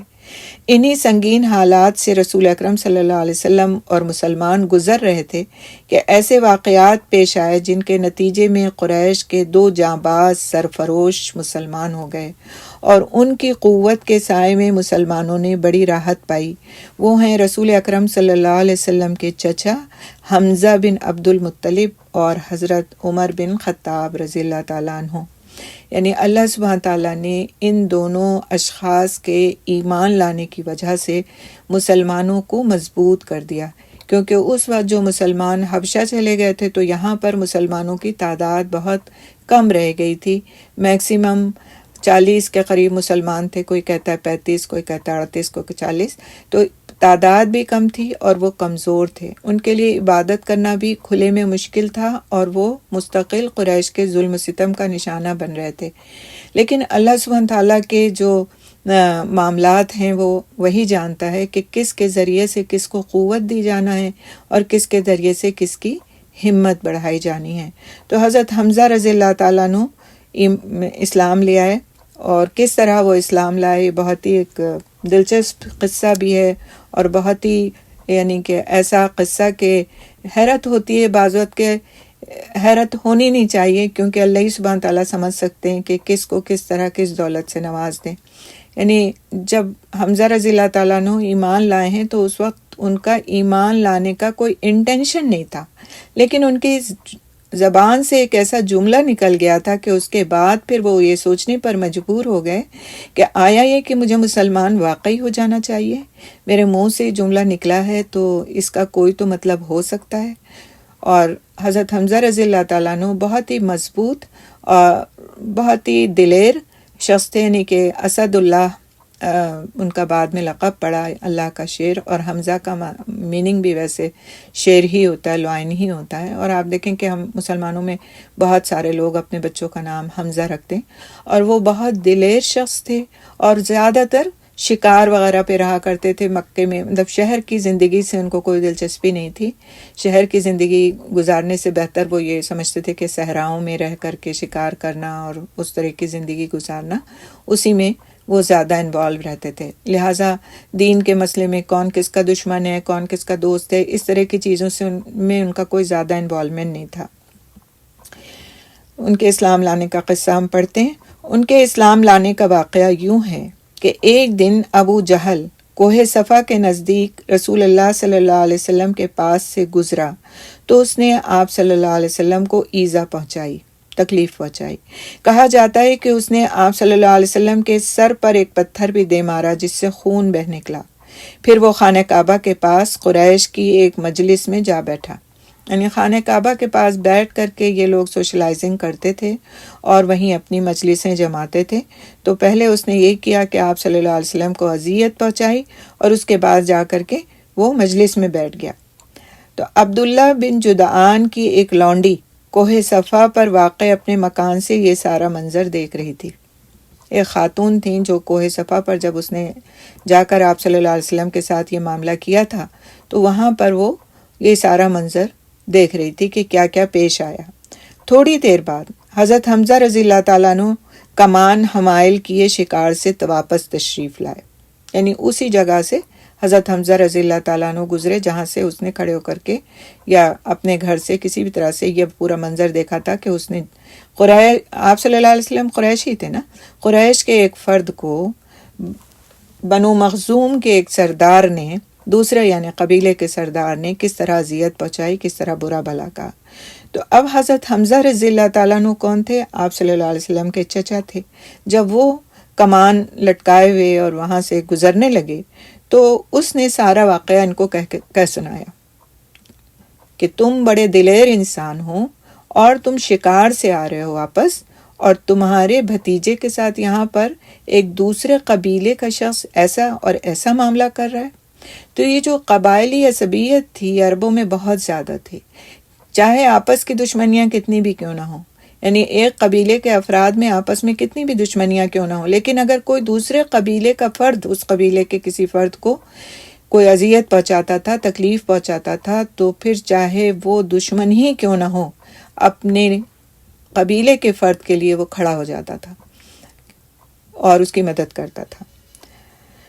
تو اس نے یہ سارا واقعہ کہہ سنایا، اس نے لونڈی نے۔ تو حضرت حمزہ رضی اللہ تعالیٰ عنہ دوڑتے ہوئے ابو جہل کے سر پر جا سوار ہوئے اور بولے، ارے او باد شکم چھوڑنے والے، تو میرے بھتیجے کو گالی دیتا ہے، حالانکہ میں بھی اسی کے دین پر ہوں۔ اب انہوں نے جملہ کیا کہا؟ حالانکہ میں بھی اسی کے دین پر ہوں، حالانکہ یہ ابھی مسلمان نہیں ہوئے تھے، لیکن جوش غضب میں ہوتا ہے نا، جب انسان بولنے کے ایک فلو میں آتا ہے تو بعض وقت اس کے منہ سے بہت سے ایسے بھی جملے نکل جاتے ہیں جس کا اس کا کوئی ارادہ نہیں ہوتا کہنے کا۔ نہیں، آپ دیکھیں کہ ایک منظر اگر آپ اپنے سامنے رکھیں کہ محفل جمی بھی ہے اور حضرت حمزہ رضی اللہ تعالیٰ عنہ سخت غصے میں، یعنی ان کے لیے آتا ہے کہ اس وقت ان کا چہرہ سرخ ہو رہا تھا اور پسینے سے نہائے ہوئے تھے اور انتہا سے زیادہ ان کے اوپر غصے کے اثرات تھے، اور قریش کے لوگ دیکھ رہے تھے کہ وہ ایک کے بعد ایک کے پاس سے گزرتے جا رہے ہیں، نہ کسی کو گریٹ کر رہے ہیں، نہ سلام دعا کوئی کر رہے ہیں، اور سیدھا جا کر کے وہ ابو جہل کے سر پہ سوار ہوتے ہیں۔ اور ابو جہل کوئی معمولی جثے والا انسان نہیں تھا، بہت ہی جس کو کہتے ہیں مضبوط، اونچا لمبا پورا انسان تھا اور بہت ہی زیادہ مضبوط اور طاقتور انسان تھا۔ اس کے سر پہ جا کے وہ سوار ہوتے ہیں اور کیا کہتے ہیں کہ تو میرے بھتیجے کو گالی دیتا ہے، حالانکہ میں بھی اسی کے دین پر ہوں۔ اور اس کے بعد وہ کیا کرتے ہیں کہ اس کے بعد اسے اس زور سے کمان ماری کہ اس کے سر پر بدترین قسم کا زخم آ گیا۔ اس پر دونوں قبیلے بنو مخزوم اور بنو ہاشم ایک دوسرے کے خلاف بھڑک اٹھے، مگر ابو جہل نے یہ کہہ کر معاملہ ٹھنڈا کر دیا کہ ابو عمارہ یعنی حضرت حمزہ رضی اللہ تعالیٰ عنہ کو جانے دو، میں نے واقعی اس کے بھتیجے کو بہت بری گالی دی تھی۔ یعنی وہ سمجھ گیا کہ اگر اس وقت لڑائی بھڑکتی ہے اور میں واقعی میں اس کا ذمہ دار ہوں کہ میں نے ایسا ایسے کیا ہے، گالی دی ہے، برا بھلا کہا ہے، تو پھر یہ لڑائی بہت زیادہ دونوں قبیلوں کے بیچ میں لمبی چلے گی اور پھر اس لڑائی میں بہت سارے افراد مارے جائیں گے اور ہماری قوت کمزور ہو جائے گی، جبکہ حضرت حمزہ رضی اللہ تعالیٰ عنہ یہ بات کہہ رہے ہیں کہ میں بھی اسی کے دین پر ہوں۔ اور اگر وہ یہ بات کہہ رہے ہیں تو اٹ مینس یہ ایک بہت اہمیت کی بات ہے کہ اگر وہ بھی انہی کے دین پہ چلے گئے، کیونکہ ان کے اس دین میں جانے سے وہ دین اس کو مضبوط ہوتا ہوا نظر آ رہا تھا۔ لہٰذا اس نے معاملے کو رفع دفع کرنے کے لیے یہ بات کہہ دی کہ ہاں میں نے ہی غلط کیا تھا اور مجھے ایسا نہیں کرنا چاہیے تھا، تاکہ معاملہ ختم ہو جائے۔ حالانکہ وہ سخت زخمی ہو گیا تھا، اس کو اس زور سے مارا تھا حضرت حمزہ رضی اللہ تعالیٰ عنہ نے کہ اس کا چہرہ خون آلود ہو گیا تھا، اس کے باوجود اس نے معاملے کو رفع دفع کر دیا۔ اور حضرت حمزہ رضی اللہ تعالیٰ عنہ نے جب اس لونڈی سے پورا واقعہ سنا تھا کہ اس طرح سے گالی دی ہے اس نے اور اس طرح سے برا بھلا کہا ہے، تو انہوں نے وہیں پر اس سے یہ کنفرم کر لیا تھا کہ کیا محمد نے بھی ان کے بخلاف کوئی بات کہی ہے، یعنی کہ انہوں نے کیا اپنا کوئی بدلہ لیا ہے۔ اور جب اس خاتون نے یہ بات کہی تھی کہ نہیں، انہوں نے اپنا کوئی بدلہ نہیں لیا، تب اس وقت وہ پھر سخت طیش میں آئے اور انہوں نے جا کر کے اس طرح کا معاملہ کیا۔ ظاہر ہے کہ حضرت حمزہ رضی اللہ تعالیٰ عنہ کا اسلام محض حمیت کے طور پر تھا، گویا کسی قصد و ارادے کے بغیر زبان سبقت کر گئی، لیکن پھر اللہ نے ان کا سینہ اسلام کے لیے کھول دیا۔ وہ قریش کے بڑے معزز اور مضبوط جوان تھے، یہاں تک کہ ان کا لقب اسد اللہ کا شیر پڑ گیا۔ وہ ذی الحجہ سن 6 نبوت میں مسلمان ہوئے، یعنی نبوت کو 6 سال گزر چکے تھے، اس کے بعد وہ اسلام لائے۔ اور حضرت حمزہ رضی اللہ تعالیٰ عنہ اپنے بارے میں بیان فرماتے ہیں کہ میں نے جملہ کہہ تو دیا تھا لیکن اس کے بعد ساری رات مجھے نیند نہیں آئی اور میں اس بارے میں سوچتا رہا کہ آخر یہ جملہ میرے منہ سے کیسے نکل گیا، اس کی کوئی حقیقت ہے یا اللہ سبحانہ تعالیٰ میرے لیے کوئی بہتری چاہتے ہیں یا میں کوئی واقعی اپنے دین پر نہ رہنا میرے لیے بہتر ہے اور دوسرے دین کو قبول کرنا میرے لیے اچھا ہے۔ اس طرح کے مختلف خیالات میرے ذہن میں آتے رہے اور میں ساری رات سو نہیں سکا، اور جب صبح ہوئی تو میں دار ارقم رسول اکرم صلی اللہ علیہ وسلم کے خدمت میں حاضر ہوا اور آپ صلی اللہ علیہ وسلم مجھے دیکھ کر کے بہت خوش ہوئے، اور پھر جب میں نے اپنی بات بتائی کہ ایسے ایسے میرے منہ سے جملہ نکلا تھا اور پھر اس کے لیے میں رات بھر سوچتا رہا، تو آپ صلی اللہ علیہ وسلم نے میرے سامنے دین کے جس کو کہتے ہیں دعویٰ کرنے کی سارے دین کا دعویٰ کیا، اور جو کچھ دین آپ صلی اللہ علیہ وسلم جو دین لے کر آئے تھے اس کے متعلق مجھ کو بتاتے رہے اور سمجھاتے رہے اور بتاتے رہے، اور پھر آخر میں کلمہ پڑھ کر ہی آپ صلی اللہ علیہ وسلم کے پاس سے اٹھا، اور اس طرح اللہ سبحانہ تعالیٰ نے اپنے دین کو مضبوط کرنے کے لیے ایک مضبوط ترین شخص کو اس میں شامل فرما دیا، اور وہ تھے حضرت حمزہ رضی اللہ تعالیٰ عنہ۔ حضرت عمر رضی اللہ تعالیٰ عنہ کا قبول اسلام۔ حضرت حمزہ رضی اللہ تعالیٰ عنہ کے اسلام لانے کے 3 ہی دن بعد حضرت عمر رضی اللہ تعالیٰ عنہ بھی مسلمان ہو گئے۔ وہ اسلام لانے سے پہلے مسلمانوں کے خلاف بہت ہی سخت گیر تھے۔ آپ نے اس سے پہلے جب پڑھی وہ داستانیں جس میں جو کمزور مسلمان تھے ان کو لوگ اذیت پہنچاتے تھے اور کس طرح سے ان کے ساتھ معاملہ کرتے تھے اور کس طرح سے ان کے لیے تکلیفوں کا بندوبست کرتے تھے، تو حضرت عمر رضی اللہ تعالیٰ عنہ بھی اس میں شامل تھے، لیکن اللہ سبحانہ تعالیٰ نے ان کو بھی دین کی دولت سے سرفراز فرمایا، اور 3 ہی دن بعد حضرت عمر رضی اللہ تعالیٰ عنہ حضرت حمزہ رضی اللہ تعالیٰ عنہ کے مسلمان ہو گئے۔ ایک رات رسول اکرم صلی اللہ علیہ وسلم خانہ کعبہ کے پاس نماز پڑھ رہے تھے۔ حضرت عمر رضی اللہ تعالیٰ عنہ نے چھپ کر چند آیتیں سن لیں۔ ان کے دل میں آیا کہ یہ حق ہے، لیکن اپنے عناد پر قائم رہے۔ تھوڑا سا ان کا واقعہ بھی میں آپ سے تھوڑا سا تفصیل کے ساتھ بیان کروں گی، کیونکہ جب ہم سنتے نا کہ کس طرح سے صحابہ کرام مسلمان ہوئے تو واقعی اس بات پر دل نرم ہوتا ہے کہ اللہ سبحانہ تعالیٰ جس کو چاہے ہدایت دے دے، اور ہم کسی کے بارے میں بھی نہیں کہہ سکتے کہ فلاں جو ہے وہ مسلمان نہیں ہو سکتا یا فلاں جو ہے وہ ہدایت پر نہیں آ سکتا۔ یہ اللہ کے راز ہیں اور اسی کو معلوم ہے کہ کون کیا ہو سکتا ہے اور پھر کیا کر سکتا ہے آگے کی زندگی میں۔ اس لیے کبھی بھی مایوس نہیں ہونا چاہیے، کسی سے بھی مایوس نہیں ہونا چاہیے۔ بعض وقت ہم اپنے گھروں میں ہی ایسے لوگوں کو دیکھتے ہیں کہ ہم سوچتے ہیں کہ یہ نہیں آ سکتے راہ راست پر۔ بعض وقت اپنے بچوں کو دیکھ کر کے ہم ججمنٹل ہو جاتے ہیں، کہتے ہیں کہ دنیا ادھر کی ادھر ہو جائے لیکن اس کو ہدایت نہیں مل سکتی، یہ ہدایت پہ نہیں آ سکتا، یہ نہیں سدھر سکتا۔ لیکن یہ جملے ہمارے جملے نہیں ہونا چاہیے، بلکہ دعائیہ جملے ہونا چاہیے کہ اللہ سبحانہ تعالیٰ ہدایت عطا کر دے، اللہ تعالیٰ اسے راہ راست پر کر دے، اللہ تعالیٰ اس کو اپنے اچھے اور نیک بندوں میں شامل فرما لے، بجائے اس کے کہ ہم اور الٹ جملے بولیں اور ان کے لیے ایک طرح سے گمراہی کے راستوں کو استوار کریں۔ تو حضرت عمر رضی اللہ تعالیٰ عنہ بہت زیادہ شراب کے شوقین تھے۔ اب یہ ان کے ایمان لانے سے پہلے کی بات ہے، اور یہ ابھی شراب کی حرمت کی آیات بھی نازل نہیں ہوئی تھیں، یہ آیات تو پھر بعد میں نازل ہوئیں، اور اس وقت تک تو وہ مسلمان ہو چکے تھے اور ہر چیز سے تائب ہو چکے تھے۔ لیکن جس وقت یہ واقعہ پیش آیا تو بہت زیادہ شراب کے رسیا تھے، تو ایک رات وہ نکلے اپنے گھر سے شراب پینے کے لیے کہ اپنے دوستوں کے ساتھ جائیں اور جا کر کے شراب پئیں، تو انہیں اتفاقاً اپنے دوستوں میں سے کوئی دوست نہیں ملا، تو پھر انہوں نے سوچا کہ چلیں کوئی دوست نہیں ملا تو خانہ کعبہ کی طرف ہی چلتے ہیں، حرم چلتے ہیں، وہاں شاید کوئی مل جائے، یا ان کی اپنی جو بھی نیت رہی ہو۔ وہاں پہنچے تو انہوں نے دیکھا کہ رسول اکرم صلی اللہ علیہ وسلم خانہ کعبہ کے سامنے کھڑے ہوئے نماز ادا فرما رہے ہیں۔ پہلے تو ان کے دل میں یہ آیا کہ بڑا اچھا موقع ہے، یہ تنہا ہے اور میں بھی تنہا ہوں، میں ان کا کام تمام کر دیتا ہوں۔ لیکن پھر جو کچھ بھی آپ صلی اللہ علیہ وسلم پڑھ رہے تھے اس کو سننے کا شوق جو تھا وہ ان کو ان کے قریب تک لے گیا کہ آخر یہ پڑھ کیا رہے ہیں، آخر یہ کہہ کیا رہے ہیں۔ تو جب وہ قریب پہنچے تو انہوں نے دیکھا کہ آپ صلی اللہ علیہ وسلم بہت ہی خوبصورت انداز میں تلاوت فرما رہے ہیں، اور انہوں نے اپنے آپ کو خانہ کعبہ کے پردے کے جو کور ہوتا ہے اس کے پیچھے چھپا لیا اور چھپ کر کے وہ سننے لگے، اور اس سننے کا ان کے اوپر کیا اثر ہوا ہم آگے کی لائنوں میں انشاءاللہ پڑھتے ہیں۔ حضرت عمر رضی اللہ تعالیٰ عنہ نے چھپ کر چند آیتیں سن لیں اور ان کے دل میں آیا کہ یہ حق ہے، لیکن اپنے اناد پر قائم رہے، حتیٰ کہ ایک روز رسول صلی اللہ علیہ وسلم کا کام تمام کرنے کی نیت سے تلوار لے کر نکل پڑے۔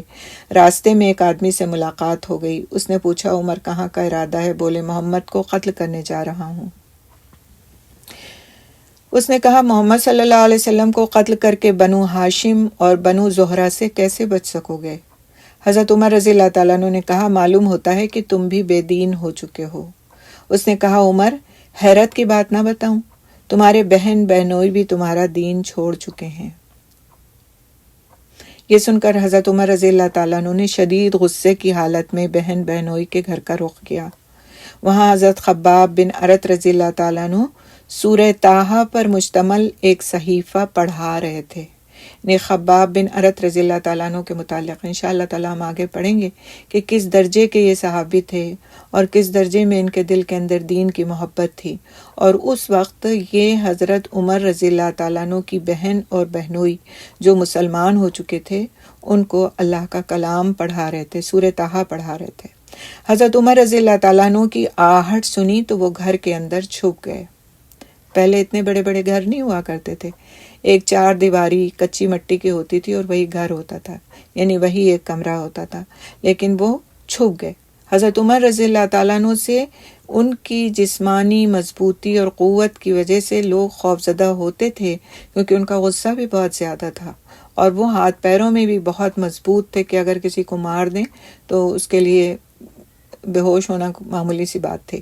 اور تو یہاں پر کیا ہوا کہ وہ چھپ گئے، اور ان کی بہن نے صحیفہ چھپا دیا۔ اندر پہنچے تو پوچھا یہ کیسی بھنبھناہٹ تھی جو میں نے تم لوگوں کی زبانی سنی؟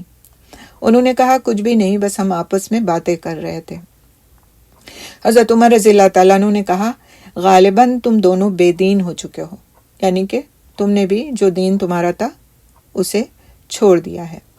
بہنوئی نے کہا اچھا عمر یہ بتاؤ کہ اگر حق تمہارے دین کے ماں سوا میں ہو تو، یعنی جو تم جس دین پر ہو اس سے الگ کسی دین میں حق ہو تو؟ اتنا سننا تھا کہ حضرت عمر رضی اللہ تعالیٰ عنہ اپنے بہنوئی پر چڑھ بیٹھے اور انہیں بری طرح کچل دیا۔ بہن نے لپک کر انہیں اپنے شوہر سے الگ کیا تو بہن کو ایسا چانٹا مارا کہ چہرہ خون آلود ہو گیا۔ بہن نے جوش غضب میں کہا عمر اگر حق تیرے دین کے ماں سوا میں ہو تو اشہد ان لا الہ الا اللہ و اشہد ان محمد رسول اللہ، میں گواہی دیتی ہوں کہ اللہ کے سوا کوئی لائق عبادت نہیں، اور میں گواہی دیتی ہوں کہ محمد اللہ کے رسول ہیں۔ اس پر حضرت عمر رضی اللہ تعالیٰ عنہ کو مایوسی اور ندامت ہوئی، یعنی اب بہن کا چہرہ جب خون آلود دیکھا تو پھر انہیں بہت اپنے اوپر شرم آئی کہ انہوں نے ایک عورت کو مارا، اور وہ بھی اپنی سگی بہن کو، اور وہ بھی اس بری طرح کہ ان کا چہرہ خون آلود ہو گیا، اور اس کے باوجود ان کی بہن اتنی ثابت قدم ہے کہ وہ ان کے سامنے کلمہ پڑھ رہی ہے، تو ان کو اس پر بڑی ندامت بھی ہوئی اور مایوسی بھی ہوئی۔ تو اس پر کہنے لگے کہ تمہارے پاس جو کتاب ہے ذرا مجھے بھی دو، میں بھی پڑھوں۔ بہن نے کہا تم ناپاک ہو اور اسے صرف پاک لوگ ہی چھو سکتے ہیں، اٹھو غسل کرو۔ انہوں نے غسل کیا، پھر کتاب لی اور بسم اللہ الرحمن الرحیم پڑھی۔ کہنے لگے یہ تو بڑے پاکیزہ نام ہے۔ یعنی عربوں میں جو ایک چیز ہمیں نظر آتی ہے، اللہ سبحانہ تعالیٰ نے وہاں پر اپنے دین کا جو پیغام بھیجا اور اپنے آخری نبی کو نازل فرمایا، وہ یہ تھا کہ ان کے دل بہت صاف ستھرے تھے۔ اگر ان کے دل پہ کوئی بات لگ جاتی تھی، پڑ جاتی تھی، تو وہ اس کا اقرار کرنے میں دیر نہیں لگاتے تھے کہ اب لے کر بیٹھے ہیں دل میں تو سوچ رہے ہیں، تو اسی مثالوں برسوں گزار دیے کہ اس کو سوچا جو چیز آ گئی سامنے حق پر مبنی اور وہ ان کے دل کو لگ گئی تو پھر اس کے اقرار میں انہیں دیر نہیں لگتی تھی۔ تو کہنے لگے کہ یہ تو بڑے پاکیزہ نام ہے۔ اس کے بعد سورہ طٰہٰ میں سے اس آیت تک قرات کی، اننی انا اللہ لا الہ الا انا فاعبدنی واقم الصلاۃ لذکری۔ کہنے لگے یہ تو بڑا عمدہ اور بڑا محترم کلام ہے، مجھے محمد کا پتہ بتاؤ۔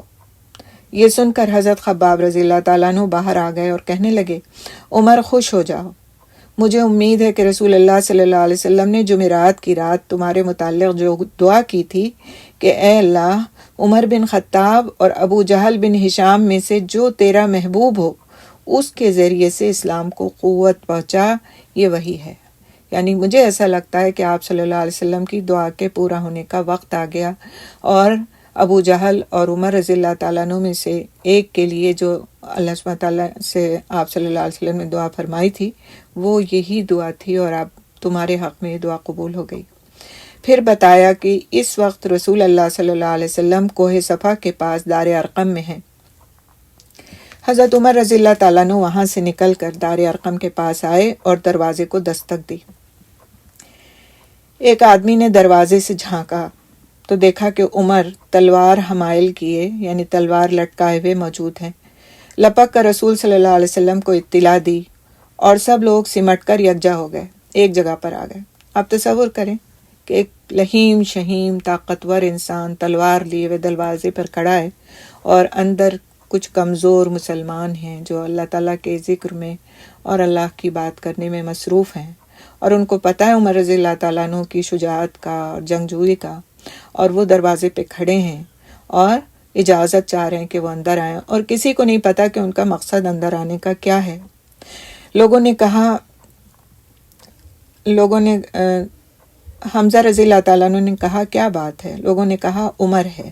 حضرت حمزہ رضی اللہ تعالیٰ عنہ نے کہا بس عمر ہے، یعنی صرف وہی اکیلا؟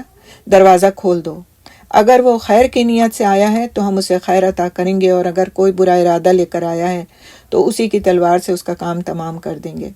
ادھر رسول اکرم صلی اللہ علیہ وسلم اندر تشریف فرما تھے، یعنی دار ارقم ایک پورا گھر تھا، اور اس میں اندر کے حصے میں آپ صلی اللہ علیہ وسلم تشریف فرما تھے، اور آپ صلی اللہ علیہ وسلم پر وحی نازل ہو رہی تھی۔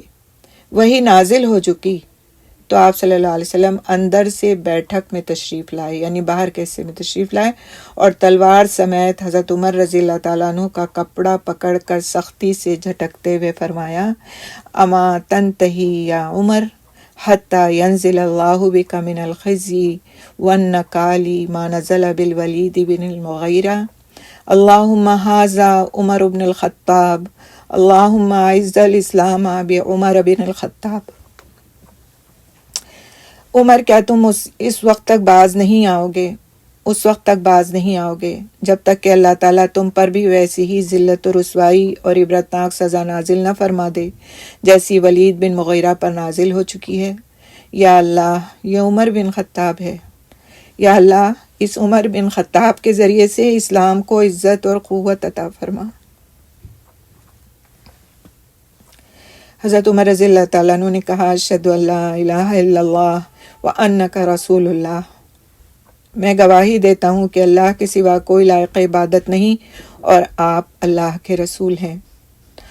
اس پر گھر کے اندر موجود صحابہ کرام رضی اللہ تعالیٰ عنہم اجمعین نے اس زور سے تکبیر کہی کہ اس کی گونج مسجد حرام والوں تک پہنچ گئی۔ یعنی جو لوگ آپ میں سے گئے ہوں گے عمرہ یا حج کرنے تو آپ نے دیکھا ہوگا کہ جو سعی کا ایریا ہے، جو وہاں پر کوہ صفا ہے، اور پھر جو خانہ کعبہ تک کا ایریا ہے، اس میں اچھا خاصا فاصلہ ہے۔ اب تو سب کچھ حرم کی چار دیواری کے اندر ہے، لیکن فاصلہ تو اچھا خاصا ہے۔ تو اتنی زور سے سب نے اللہ اکبر کہا کہ وہ گونج اندر تک سنی گئی، کیونکہ سب لوگ اتنا خوش ہو گئے۔ ایک طرف آپ صلی اللہ علیہ وسلم کی دعا قبول ہو گئی، دوسری طرف حضرت حمزہ رضی اللہ تعالیٰ عنہ اور عمر رضی اللہ تعالیٰ عنہ جیسے مضبوط اور دلیر شخص داخل اسلام ہو گئے، اور پھر اس طرح مسلمانوں کو بہت اللہ سبحانہ تعالیٰ نے ایک خوشی کا موقع نصیب فرمایا، اور ہر خوشی کے موقع پر تکبیر کہنا ثابت ہے کہ اللہ کی بڑائی بیان کرنا، کہ خوشی کا کوئی موقع ہمیں اللہ دیتا ہے تو ہمیں تالیاں بجا کر اور سیٹیاں بجا کر اپنی خوشی کا اظہار نہیں کرنا چاہیے، بلکہ اللہ اکبر کہہ کے اپنی خوشی کا اظہار کرنا چاہیے، اور وہی سب سے بڑا اور ہر خوشی کو دینے والا ہے۔ حضرت عمر رضی اللہ تعالیٰ عنہ کے اسلام پر مشرکین کا رد عمل، یعنی کہ اب حضرت عمر رضی اللہ تعالیٰ عنہ جب مسلمان ہو گئے تو اس سے اب مشرکین پر کیا رد عمل ہوا، کیا امپیکٹ ہوا، کیا اثر ہوا۔ حضرت عمر رضی اللہ تعالیٰ عنہ اس قدر شہزور تھے کہ کوئی ان کا رخ نہیں کرتا تھا، یہ کافی لمبے چوڑے انسان تھے. یہ کہا جاتا ہے ان کے لیے کہ جب وہ سواری پر بیٹھتے تھے تو ان کے پیر زمین کو چھوتے تھے، یعنی کہ کافی لمبے تھے اور ہاتھ پیر کافی بڑے تھے ان کے. چنانچہ جب وہ مسلمان ہوئے تو قریش کا جو آدمی رسول صلی اللہ علیہ وسلم کی عداوت یعنی دشمنی اور مسلمانوں کی ایذا رسانی یعنی تکلیف دینے میں سب سے سخت تھا، یعنی ابو جہل، حضرت عمر رضی اللہ تعالیٰ عنہ اس کے پاس گئے اور دروازے کو دستک دی. وہ باہر آیا اور دیکھ کر بولا اہلاً و سہلاً، خوش آمدید، کیسے آنا ہوا؟ بولے اس لیے آیا ہوں کہ میں تمہیں بتاؤں کہ میں اللہ اور اس کے رسول محمد پر ایمان لا چکا ہوں. یعنی سب سے پہلے کہاں گئے؟ جو سب سے بڑا دشمن تھا اس کو بتانے کے لیے، کیونکہ بہت نڈر تھے، بہت دلیر تھے، کسی سے نہیں ڈرتے تھے کہ فلاں جو ہے مجھے اذیت دے گا یا فلاں مجھے میرے دین کا سنے گا تو میرے ساتھ یہ معاملہ کرے گا اور مجھ سے یہ مراعات چھین لے گا. نہ، انہیں کسی کا خوف نہیں تھا. سب سے پہلے گئے وہ ابو جہل کے پاس، اور ابو جہل سے جا کر کے انہوں نے کہا کہ میں اس لیے آیا ہوں کہ تمہیں بتاؤں کہ میں اللہ اور اس کے رسول محمد پر ایمان لا چکا ہوں. یہ سنتے ہی اس نے دروازہ بند کرتے ہوئے حضرت عمر رضی اللہ تعالیٰ عنہ سے کہا اللہ تیرا برا کرے اور جو کچھ تو لے کر آیا ہے اس کا بھی برا کرے. یعنی ان سے بھیڑا نہیں آ کر کے، وہ لڑا نہیں، کیونکہ وہ سمجھتا تھا کہ وہ پھر ان کے ہاتھوں مات کھا جائے گا. اس کے بعد حضرت عمر رضی اللہ تعالیٰ عنہ اپنے ماموں عاصی بن ہاشم کے پاس گئے اور اسے بتایا تو وہ گھر کے اندر گھس گیا. یعنی اب ان سے کوئی لڑنے بھیڑنے کی ہمت نہیں کر پا رہا تھا، اور یہ سب کو بتا رہے تھے جا کے کہ میں مسلمان ہو گیا ہوں. اس کے بعد جمیل بن معمر جمحی کے پاس گئے. یہ شخص کسی بات کا ڈھول پیٹنے میں پورے قریش میں سب سے ممتاز تھا، یعنی کہ اس کے پاس اگر کوئی بات چلی جاتی تھی تو یہ جا کر سب کو بتا دیتا تھا. اسے بتایا کہ میں مسلمان ہو گیا ہوں تو اس نے بلند آواز سے چیخ کر کہا خطاب کا بیٹا بے دین ہو گیا ہے. حضرت عمر رضی اللہ تعالیٰ عنہ نے کہا یہ جھوٹ کہتا ہے، میں مسلمان ہو گیا ہوں. یہ سن کر لوگ ان پر ٹوٹ پڑے. اب حضرت عمر رضی اللہ تعالیٰ عنہ لوگوں کو مار رہے تھے اور لوگ حضرت عمر رضی اللہ تعالیٰ عنہ کو مار رہے تھے، یہاں تک کہ سورج سروں پر آ گیا اور حضرت عمر رضی اللہ تعالیٰ عنہ تھک کر بیٹھ گئے. اس کے بعد جب گھر واپس ہوئے تو مشرکین نے اس ارادے سے جمع ہو کر ان کے گھر کا رخ کیا کہ انہیں جان سے مار ڈالیں. ان کا ریلا اتنا زبردست تھا کہ وادی گونج اٹھی تھی. اسی اثنا میں عاص بن وائل سہمی آ گیا. بنو سہم حضرت عمر رضی اللہ تعالیٰ عنہ کے قبیلے بنو عدی کے حلیف تھے. یعنی حضرت عمر رضی اللہ تعالیٰ عنہ جو تھے وہ بنو عدی کے قبیلے سے تھے، اور جو بنو سہم کے قبیلے سے ایک شخص تھا عاص بن وائل، وہ یہ دونوں قبیلوں میں آپس میں دوستی تھی، آپس میں ایک دوسرے کے حلیف تھے. تو جب وہ شخص آیا بنو سہم جو حضرت عمر رضی اللہ تعالیٰ عنہ کا جو قبیلہ تھا اس کا جو حلیف تھا، اس قبیلے کا ایک شخص عاص آیا وہاں پر، اور وہ ایک دھاری دار یمنی چادر کا جوڑا اور ریشمی گوٹے سے آراستہ کرتا زیبتن کیے ہوئے تھا. اس نے پوچھا کیا بات ہے؟ یعنی ایک مالدار شخص تھا وہ اپنے قبیلے کا، اور حضرت عمر رضی اللہ تعالیٰ عنہ کے قبیلے سے اس قبیلے کی دوستی تھی. تو اس نے جب لوگوں کو اس طرح دیکھا کہ حضرت عمر رضی اللہ تعالیٰ عنہ کے گھر کی طرف وہ پورا ایک جھنڈ بنا کر کے جا رہے ہیں اور ان کا ارادہ بھی نیک نہیں لگ رہا ہے، تو اس نے درمیان میں آیا وہ اور اس نے پوچھا کہ آخر کیا معاملہ ہے؟ تو حضرت عمر رضی اللہ تعالیٰ عنہ نے کہا کہ میں مسلمان ہو گیا ہوں، اس لیے آپ کی قوم مجھے قتل کرنا چاہتی ہے. عاص نے کہا یہ ممکن نہیں. اس کے بعد وہ باہر نکلا، دیکھا کہ لوگوں کے ریلے سے وادی گونج رہی ہے. پوچھا کہاں کا ارادہ ہے؟ لوگوں نے کہا یہ خطاب کا بیٹا بے دین ہو گیا ہے. عاص نے کہا اس کی طرف کوئی راہ نہیں، یعنی تم اس کا کچھ نہیں بگاڑ سکتے. یہ سنتے ہی لوگ واپس پلٹ گئے. یعنی اس کی بات سنی جاتی تھی، وہ اپنے قبیلے کا ایک مؤثر آدمی تھا، لوگوں میں اس کی ایک ایسی شہرت تھی کہ لوگ اس کی بات مانتے اور سنتے تھے. تو جب اس نے باہر نکل کر حضرت عمر رضی اللہ تعالیٰ عنہ کی طرف سے یہ بات کہی کہ نہیں، ان کی طرف کوئی نہیں آ سکتا، کوئی نہیں بڑھ سکتا، ہماری ان کی دوستی ہے، یعنی کہ ایک طرح سے انہیں اپنی پناہ میں لیا اس نے، تو پھر لوگ جو تھے لوٹ گئے اور ان کو مارنے کا ارادہ ترک کر دیا. حضرت عمر رضی اللہ تعالیٰ عنہ کے اسلام سے اسلام اور مسلمانوں کی عزت جہاں تک مسلمانوں کا تعلق ہے تو حضرت عمر رضی اللہ تعالیٰ عنہ کے اسلام لانے سے انہوں نے بڑی عزت اور قوت محسوس کی۔ اس سے پہلے مسلمان چھپ کر نماز پڑھتے تھے۔ وہ مسلمان ہوئے تو انہوں نے کہا، اے اللہ کے رسول، کیا ہم حق پر نہیں، خواہ زندہ ہیں یا مردہ؟ آپ صلی اللہ علیہ وسلم نے فرمایا، بلا، کیوں نہیں؟ انہوں نے کہا، پھر چھپنا کیسا؟ اس ذات کی قسم جس نے آپ کو حق کے ساتھ بھیجا ہے، ہم ضرور نکلیں گے۔ چنانچہ مسلمان نبی صلی اللہ علیہ وسلم کو ہمراہ لے کر 2 صفوں میں نکلے، ایک میں حضرت حمزہ رضی اللہ تعالیٰ عنہ اور ایک میں حضرت عمر رضی اللہ تعالیٰ عنہ تھے۔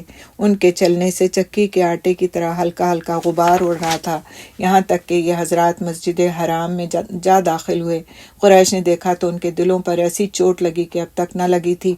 اس وجہ سے حضرت عمر رضی اللہ تعالیٰ عنہ کا لقب فاروق پڑ گیا، یعنی حق اور باطل کو علیحدہ کرنے والا۔ کتنا خوبصورت یہ منظر ہوگا، میں تو بالکل نظروں میں آ جاتا ہے کہ 2 صفیں مسلمانوں کی بنی ہوئی ہو، ایک میں حضرت حمزہ اور ایک میں حضرت عمر رضی اللہ تعالیٰ عنہ مجمعین، اور پھر وہ خانہ کعبہ کی طرف جا رہے ہیں۔ حضرت ابن مسعود رضی اللہ تعالیٰ عنہ کا بیان ہے کہ جب سے حضرت عمر رضی اللہ تعالیٰ عنہ نے اسلام قبول کیا، ہم برابر طاقتور اور باعزت رہے۔ انہوں نے یہ بھی فرمایا کہ ہم خانہ کعبہ کے پاس نماز پڑھنے پر قادر نہ تھے، یہاں تک کہ حضرت عمر رضی اللہ تعالیٰ عنہ نے اسلام قبول کیا۔ حضرت صہیب رضی اللہ تعالیٰ عنہ کا ارشاد ہے، جب حضرت عمر رضی اللہ تعالیٰ عنہ اسلام لائے تو اسلام ظاہر ہوا، اس کی اعلانیہ دعوت دی گئی، ہم حلقے لگا کر بیت اللہ کے گرد بیٹھے اور اس کا طواف کیا، اور جس نے ہم پر سختی کی اس سے انتقام لیا اور اس کے بعض مظالم کا جواب دیا۔ تو یہاں تک ہم انشاءاللہ تعالیٰ رکتے ہیں، اور پھر ہم اپنا نیکسٹ لیسن میں کنٹینیو کریں گے اسی لیسن کو بھی۔ ٹھیک ہے، کوئی سوال ہوں آپ لوگوں کے تو آپ ضرور کر لیجیے گا انشاءاللہ تعالیٰ، اور جو لوگ جانا چاہتے ہیں وہ جا بھی سکتے ہیں۔ ہم دعا کر لیتے ہیں مجلس کے خاتمے کی۔ سبحان اللہ بحمدہ، سبحانک اللہم وبحمدک، نشہد ان لا الہ الا انت، نستغفرک نتوب الیک۔ اللہم صلی وسلم وبارک علی نبینا محمد صلی اللہ علیہ وسلم۔ اللهم صل على محمد وعلى